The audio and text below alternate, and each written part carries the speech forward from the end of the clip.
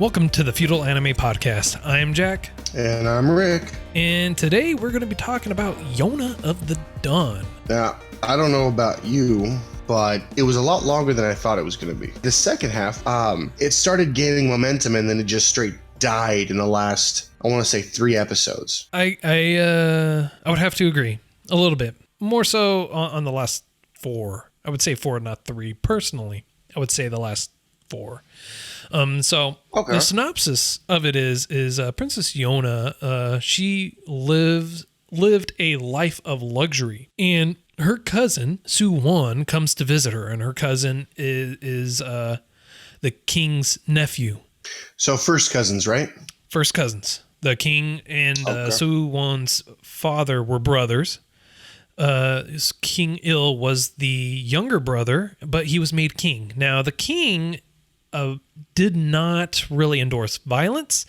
He wasn't really keen about people having weapons in general. It goes against his ideology. And what ends up happening is Su-won kills Yona's father, murders him.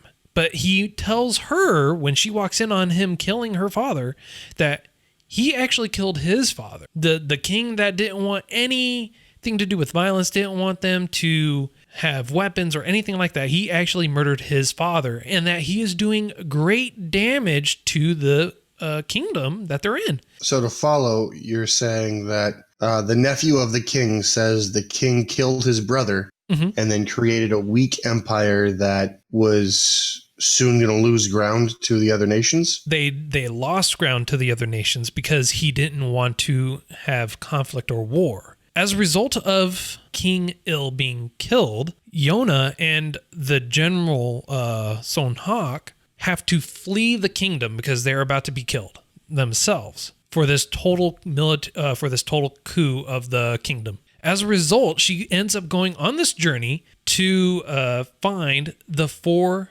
fabled dragons, or rather, people who inherited dragon blood. Now, the funny thing that I find about the anime is it's really slow to start because you don't find out about the overarching mission of hers until like episode 5 or 6 after she talks to the Oracle. Right. And it ends with them basically barely finding the 4th dragon and them continuing on. And as they're going through this journey, she is learning about what the state of the kingdom really is. Now, I would argue that what Su-won did was actually for the betterment of the kingdom, and they do show this really throughout the whole series. He's in one of the episodes, like about 7 or 8 episodes into it, they bring to him, like, so Su-won is going through the documentation and taxes and documentation because he's been crowned king,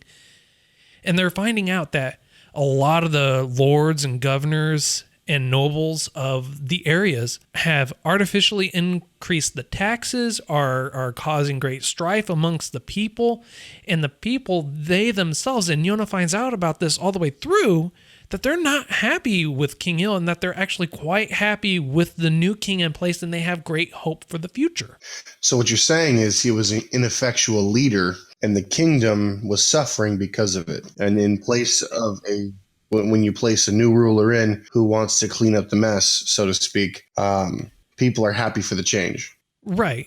And you got this feeling that they weren't really happy about the current king in place at the beginning when he's talking about the kingdom as a whole in general for them. It would make sense. That would make perfect sense, especially in the time that this is set in, because weak leadership would allow for dissent and just nothing good. And the king being murdered by the cousin. Now, the interesting thing is she wholeheartedly wanted to marry Su-won, and it's very known, and she says this during her birthday party, which is at the very beginning, at the first episode, or not first episode, sorry, it's like episode 2 that she says this, and he wouldn't have actually had to kill King Il. He could have, because she had basically said, I am going to marry him, and the king basically kind of gave way to that. He would have been king and been able to do this without having to perform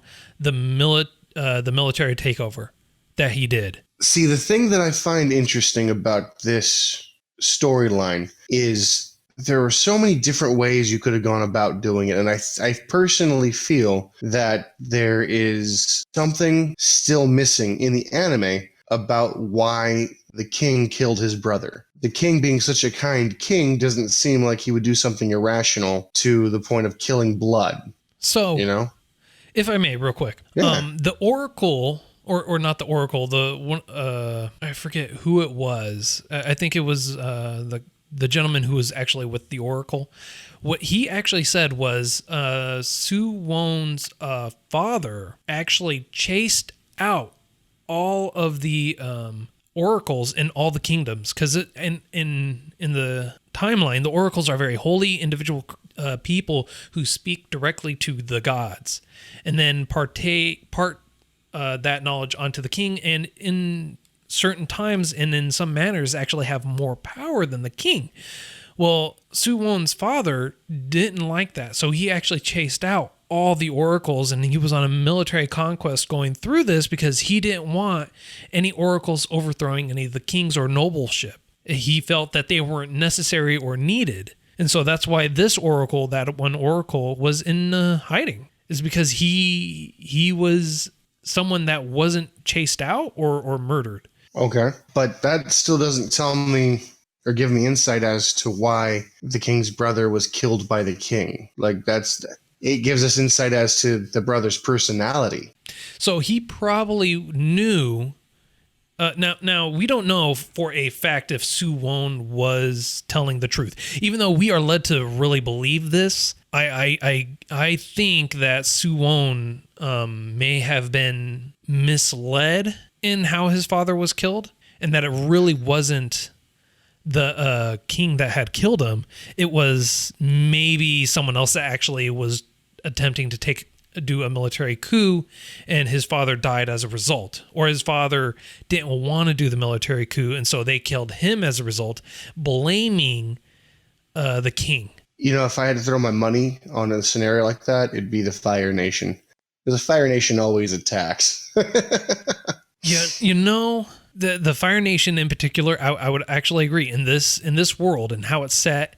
I would actually agree with you that the Fire Nation really is the ones that are at fault here. So going forward with the story, after she talks to the Oracle, after her run-in with the Fire Brigade, if you will, having fought against them while they were on the run, they fell into a ravine where they met and were taken care of by the Oracle and his attendant. I really don't know how to say what this guy was. He was just the self-proclaimed attendant. He calls himself the beautiful boy genius, or the beautiful genius.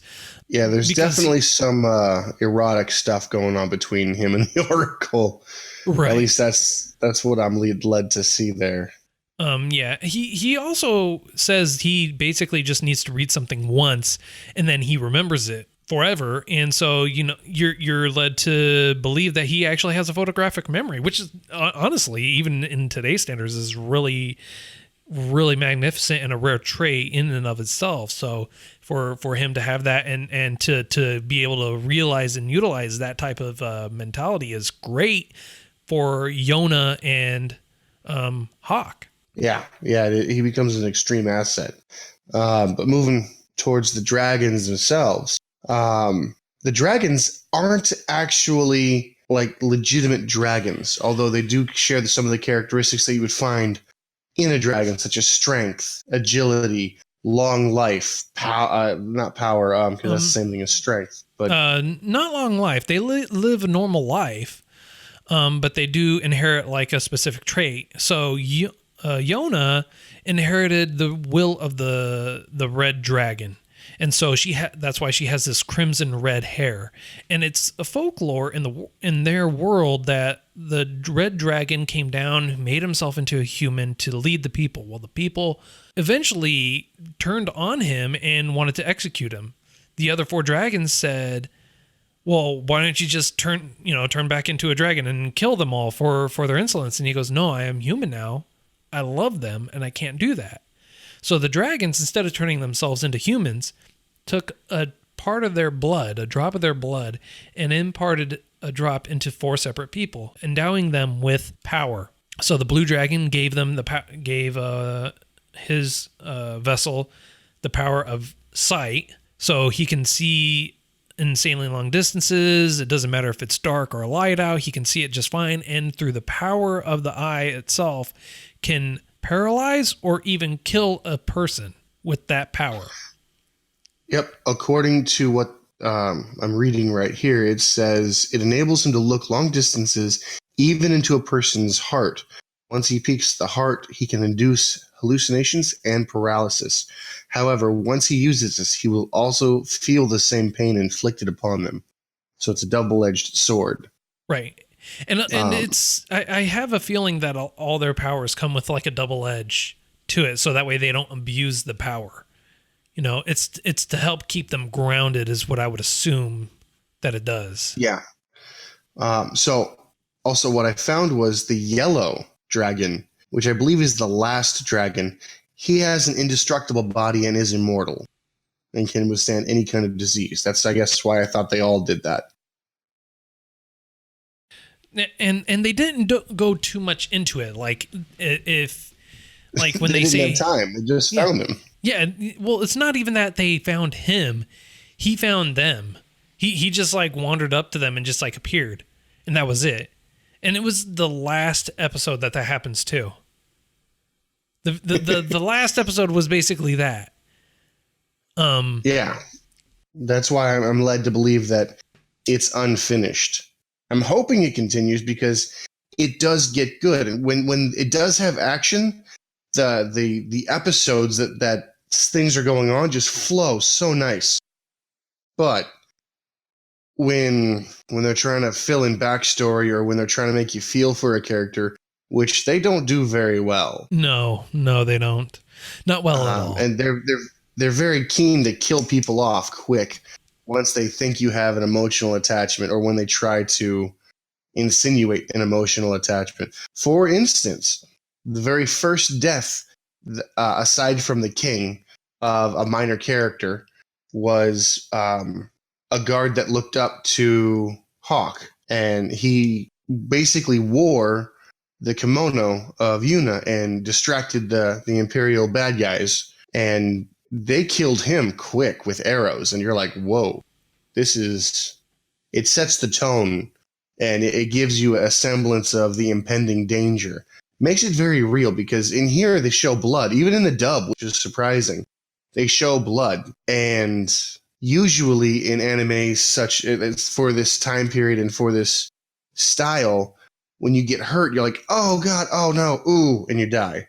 But there's no blood. Here, you're like, there's no mistaking, he's not coming back from this. There are actual wounds that people take. And then sometimes you just fall off a cliff and break one rib. So, I mean, there's that. Well, he didn't fall off a cliff and just break one rib. He also had cuts and bruises and broken bones all over, or a couple of broken bones over his body. But they also not rectified it, but attempted to justify the minimal amount of injuries and why they were able to survive by explaining that when he was falling down, they fell into the trees and he grabbed on to a couple of trees while they were coming down, and while it broke branches or it slipped, he was able to soften the blow enough to where it didn't kill him. Yeah, he, in this particular case, being Hawk. Exactly. When he fell off of a cliff, and that's when they met the Oracle. Each of the dragons that they introduce, it's kind of funny. You find them in the order that the story provides them, and it's very weird. Now, the good part about this story is you definitely see progression in Yona. You see her becoming more resilient, but it takes far too long. She's too much of a traumatized individual that is incapable of progressing for, I would say, most of the first half. Well, it's not that she's traumatized, it's that she's having trouble grasping the realities, because she even states she never, before that incident, never stepped foot outside of the palace walls at all, ever. She had always lived in those confines. So as far as she knew, everything was okay and the world was great. But when she's getting out there and she hears people saying, I'm glad the king is dead. I'm glad King Il is dead because I just can't continue to live like this. Or he lets other nations just come in and take over. Or we're not able to come in and fend for ourselves. Our farmlands are completely dried up because the noble decided to tax us so much and everything else. So she's hearing all these negative things about her father, who she loved dearly, just like come out, and people are just saying, yeah, no, I'm glad that son of a gun's dead. And so it's hurting her, and it's causing her to have to evolve in that sense. Like, I understand my father was a horrible individual, but I'm not going to be that kind of person. And everywhere they go, she tries to better that area, tries to better the situation, because she just can't turn in a blind eye to the heartache, to the sadness, to the pain that she's actually seeing that's being inflicted on everyone. And this really comes to fruition during the last, I want to say 7 episodes, right when they're trying to recruit the third dragon, the green dragon. Now, what I will say is I'm not looking for a Mary Sue by any stretch of the imagination. Mary Sue, if you're not familiar, is someone who just comes maxed out for their stats. They have everything come super easy to them, almost with little to no training, and like it's intuitive for them. That type of character. But at the same time, I'm not looking for someone who needs, 7 episodes to figure out, oh, I need to start doing things on my own. I realized that in her case, she was like, oh, no, she never lived anywhere outside. She lived in a bubble, if you will, without any outside influence. But once she was outside, I would have liked it more if she would have been like, oh, I need a change. I'm going through this turmoil, but I need to be an asset. I don't need to be babied as much. And she would have taken steps. She sooner. did. She did do that. Like after she finally got broken out of the traumatization of her dad being killed, she instantly said to Hawk, I want you to teach me the sword. I want you to teach me the bow. And he said, if you were anyone else, I would have you do 200 bows a day. And he makes the reference that she, every night before anyone gets up or after everyone goes to sleep, she shoots 200 bows every day to better herself, to make herself an asset. So that way she's not sitting there trying to leech off of everyone. I agree. She eventually does do that, but in a 24 episode season, she doesn't start that process until like episode 8 or 9. But that's mainly because Hawk didn't want her to learn. And it took the outside influence of someone else to finally allow her to do that. I can see that. I understand their reasoning. It's just my preference would have been... Well, she can't exactly go into a town and just buy the bow herself because of her red hair. She's easily identified. She could be easily identified. And they're trying to hide because they don't know if Suwon wants them killed. Now, when they fell off the cliff, like you had mentioned earlier, it is believed that both Yona and Hawk are dead, even though they're not. But she tells him, even as they're leaving or after they fall and they're getting ready to leave the Oracle, which is where they fell down to the cliff, ironically, that she wants to learn. She doesn't want to be babied. She wants to be an asset to him. And he is very resistant to this. And he says it when they're leaving. He says it when they're leaving his home village. And he says it again there. He's like, I would rather not teach you. And she's like, well, I'm going to learn myself then. And he goes, you know what? Fine. If you're going to learn the bow. So that way you're far out of danger. You're not anywhere near anyone. Because even then he is reluctant in teaching her that. But I do agree. I shouldn't have been 9 episodes into it. I understand why it took 9 episodes into it. I agree. It should not have taken that long to get into it. Now, do you remember which dragon they went to first? Was it the white or the blue? The white. The white. Okay. The contrast in between the white and the blue dragon and how they're perceived, vastly different. It's night and day, and the differences in how they treat. So for the white dragon, He's treated it's almost as if he himself is a god. Yeah. And it was kind of his ability is to be massively strong in one hand, one arm, essentially. The strength, I think it said, the strength of 10 men. And when he swings it and enlarges it, destroy anything in his path. And in his sect or village, if you will, he is treated as like royalty, right? As a living god, as a descendant from on high. And I think, if memory serves, I think they even, once you were granted this ability after your predecessor has passed away, because only one person can hold it at a time.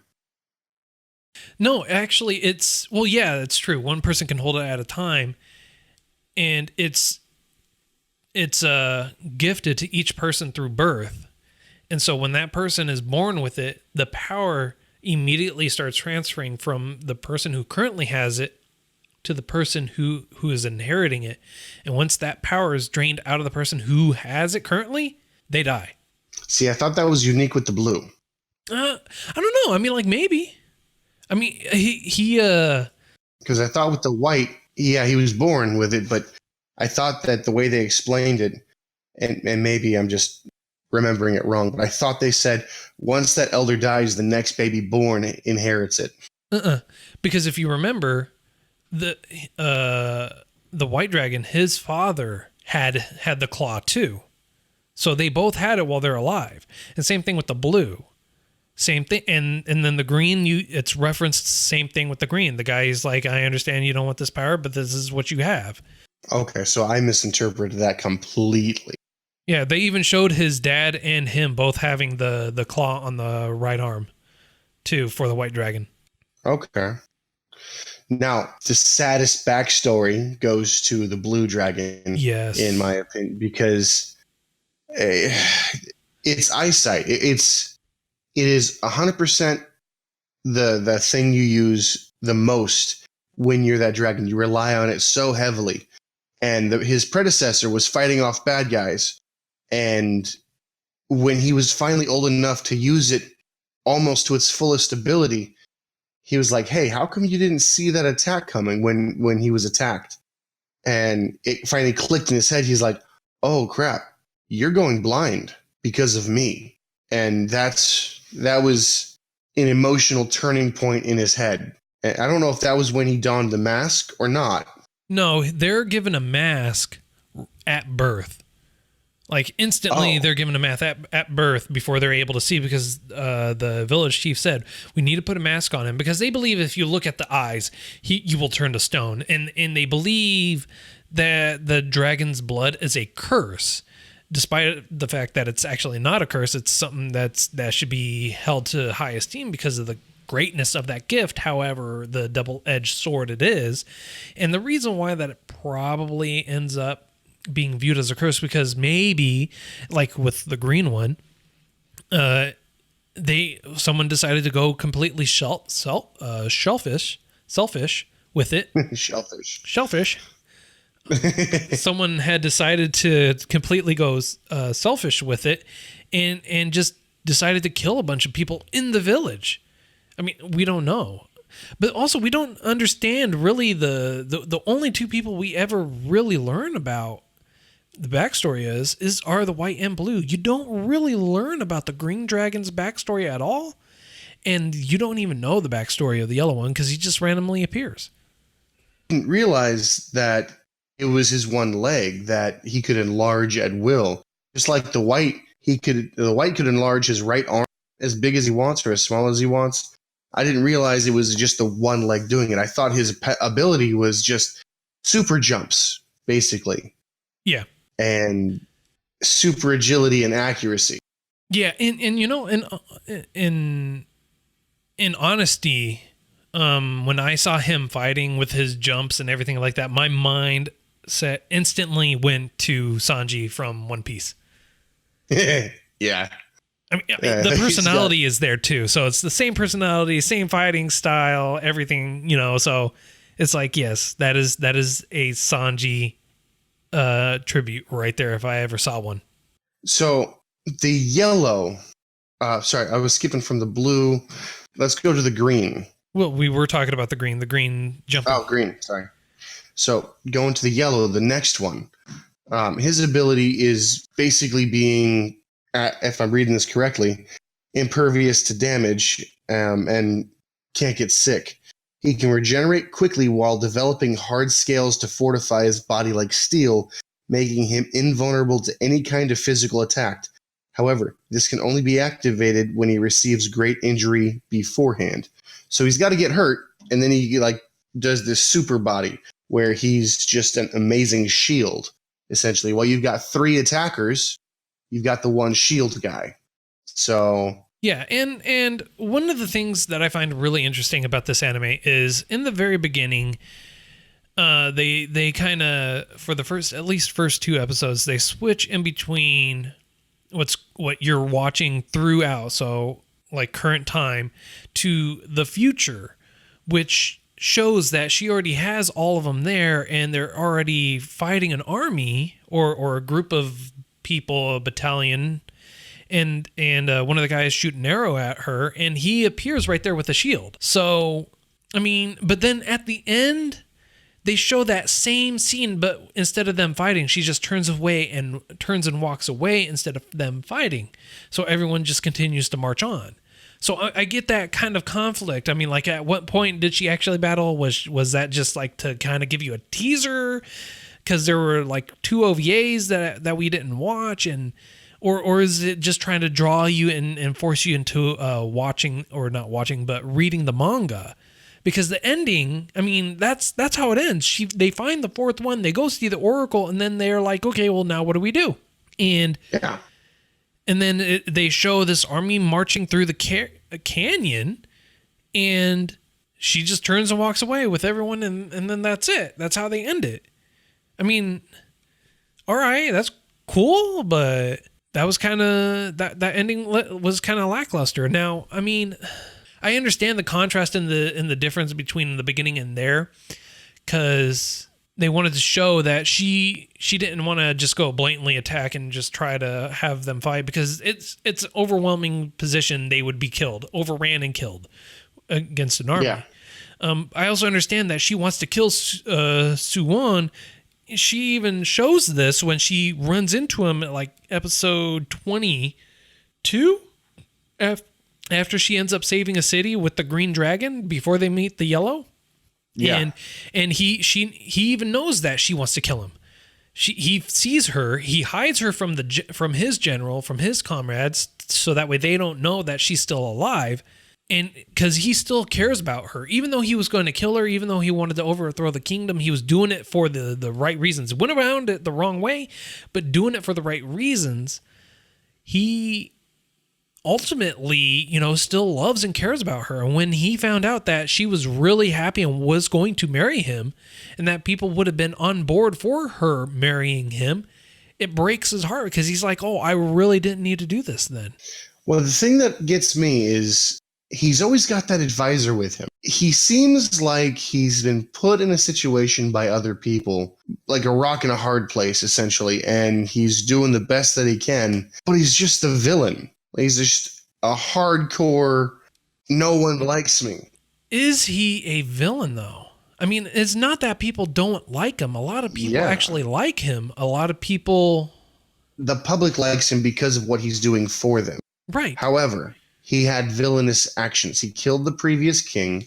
He tried to kill the princess. As what normally happens with a military coup. I mean, like, that does happen. I mean, like, you can't exactly leave people, but he does, instead of murdering her when he runs into her again, and even then she didn't get killed, because he killed her when they fell off the cliff. He wanted her to be brought to him alive. Did he, though? He did. I don't think that was what the order was. No, it was. No, it was. He said, I want them returned to me alive and unharmed. The Fire Nation, the Fire Clan, didn't jive with that. The Fire Clan's the one that's pushing everything behind the scenes, pushing things forward. They're the ones that have very, very ill intent. They're the ones that have, are very very much for draining all the money they can from their own people, and that's where a lot of the poverty-stricken areas are, where the military is the worst. It's like, oh, we're going to go in here, we're just going to do this. That's where it tends to be the worst for those for their area, is wherever that fire clan is. Okay. So I would think that he is being forced into a particular situation and told he needs to do this if he wants their support by the Fire Clan. But if he had the option or the ability to take another action, I believe he ultimately would have taken it, especially with him hiding the princess when he runs into her and says, I understand you want to kill me, but I have so much I need to do now. I just can't let you do that. And letting her go rather than killing her or bringing her with him, knowing full well that she will eventually find and kill him, knowing that she's going out there learning everything she can and becoming stronger and also helping out the people there, because he's not an idiot. He knows that she actually helped that town that they were in. He knows that. He's like, we're just going to let them sort it amongst themselves for right now. We're just going to kind of go off on our own and go back. Well, this brings me to my next question. Why was the king so against having first cousins marry, other than the incest thing? Why was he so against having do you think he knew that Suwong was in the pocket of the fire? You know what? Probably. It wasn't a matter of the incest. Especially when it comes to royalty and in the feudal era, that wasn't a very big problem. I mean, like in a lot of practices, it's considered to keeping the bloodline pure. It's not uncommon for relatives to marry and give birth throughout. I mean, like, never mind all the negative health problems that can come along with that. But I feel that he may have had an idea, but ultimately he felt that Suwon wasn't going to be the appropriate, because he was his brother's son. So very military and mind oriented. So I feel like he had that kind of mentality, even though he was saying you shouldn't want him to be a part of the family, because he would then be targeted constantly like we are, because we're royalty. Okay, so you think maybe, just a theory, do you think maybe the uncle was killed by friendly fire on the battlefield, but because the king was so weak in his stance of non-violence, that his stronger brother was taken as a sacrifice almost? Like his brother was like, I have to go fight this because you won't. And when he died like that, the blame was laid at the king's feet for his inactivity. Well, they did say that the reason why his brother was killed was due to an accident and misfire, even though Suwon says it wasn't an accident, it was on purpose. Now, it was a shock when King Il became the king rather than his brother, because his brother was older and he was supposed to be the next in line for the throne anyways. Instead, it was given to the younger brother, to everyone's surprise, who was a pacifist. And the thing that surprised me the most was the older brother was okay with it. He's like, hey, I get to fight for my brother. Hey, that crown would weigh too much for me. Hey, at least I can still do what I love to do this. Right. I'm sure that pissed a few people off. Yeah. So I don't know I feel that it was set up, or King Il was actually framed in this regard, in that the wheels were set in motion much further back in that regard for it all, laying the foundation early enough for the son Suwon to be manipulated and have the seeds planted that King Il was actually the one that had done this, and you will eventually have to gain revenge on him. Okay, so my question now would be, look towards the future. Let's assume that they finished the anime, finished it to its completion. Do you find Suwong being redeemed and forgiven and possibly married? I find him being forgiven and then killed. Really? That's usually the trend, how these things go, all right? Usually it ends up going along that. I mean, like, in the romance portion of this whole thing is that Yona is becoming she used to be completely in love with Sun Woo, and not Sun Woo, sorry, So Won, and she, after seeing her father get killed by him, still loves him, but now she hates him, and she's spending all the time with Hawk, who actually does care about her, and he doesn't even realize his own feelings for her. And she's starting to realize her own feelings for him, and he's starting to realize his feelings for her. Everyone else sees it. It's just those two are kind of blind to it, like willfully blind. Yeah, willfully blind.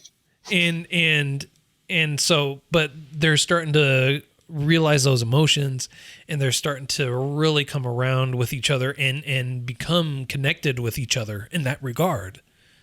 So I feel like she's going to get her revenge, but not through the way we're probably thinking. It'll probably be a willful, I surrender the crown to you because you are the one. Please don't ruin all my work or whatever, blah, blah, blah, blah, blah. He dies. Hawk and her both take the throne, and she marries Hawk. Okay, yeah, I can see that. That'd be the cleanest way I could see. And they'd probably demolish the Fire Nation or put people in charge if they want of the Fire Nation. Yeah. So as not to cause internal conflict. But yeah, no, all in all, it's a good anime. Not the best.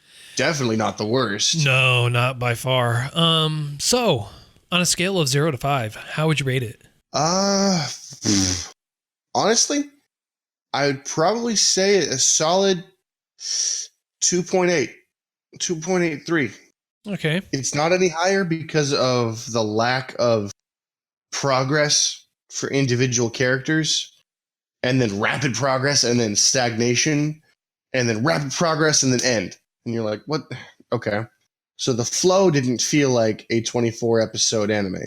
The flow felt like a 48 or even like a 72.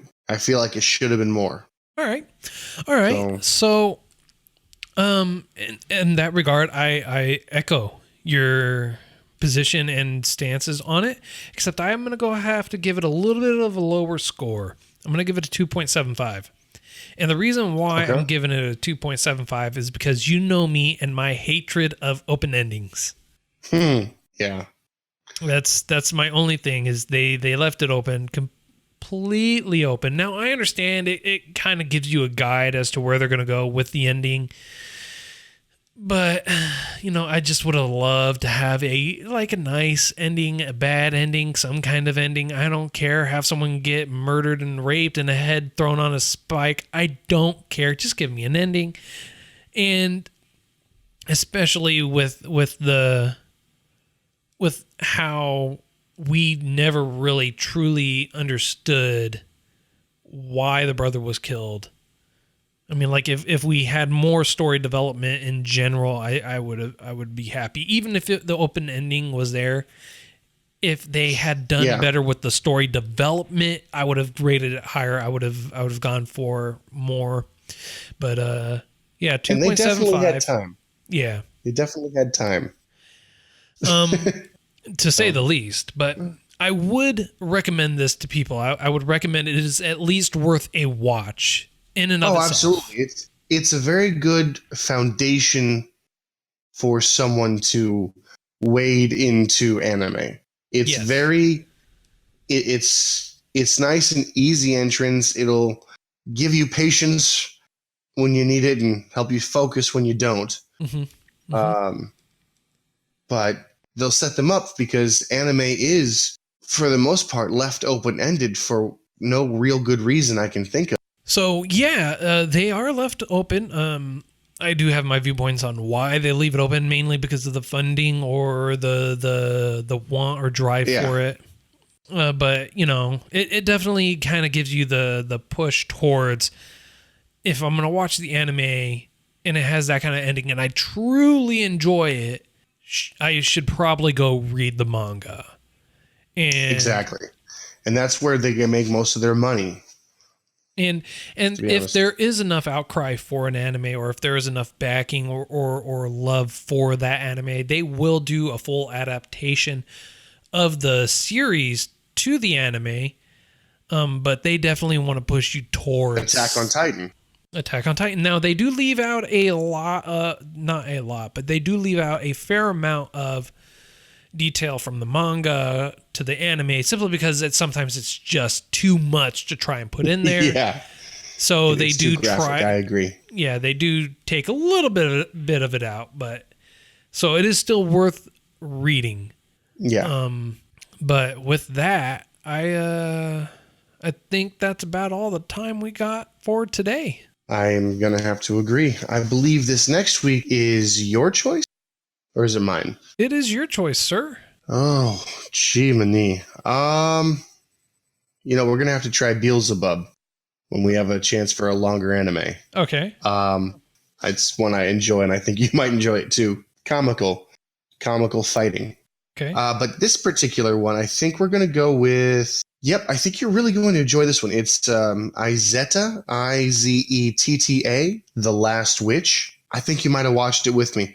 On Crunchyroll, there is an English dub as well as a subtitled one. I personally watched the subbed, not the dubbed, and I will enjoy watching it again. It's an action anime with a little bit of drama. All right. Sounds good. Sounds wonderful. And, well, feel free to email us at feudalaнимepodcast@gmail.com. We are a little bit social, so we are on the Twitterverse. You can reach out to us there at Feudal Anime Pod.